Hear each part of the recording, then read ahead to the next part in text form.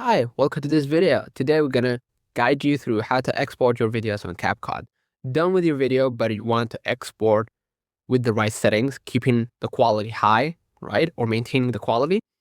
I'm gonna open the CapCut app, head over to your project, and hit the export button in the top right. Before pressing save to device, I'm gonna go to the quality. If you recorded your video with high quality, like 1080p or 4K, then you're gonna extend to maintain the quality, right? And the frame rate, make sure you know exactly your camera's basic resolution, right?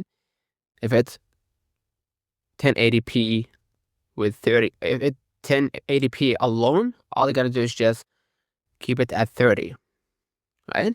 If it's 1080p with 60 frames, you're gonna just extend to 60 frames, right? And of course, the bitrate or Mbps, you can keep it as such, right? And once you're done, gonna just hit done. Press save to device finally. Consider liking this video, subscribe it really helps with the channel. Until next time.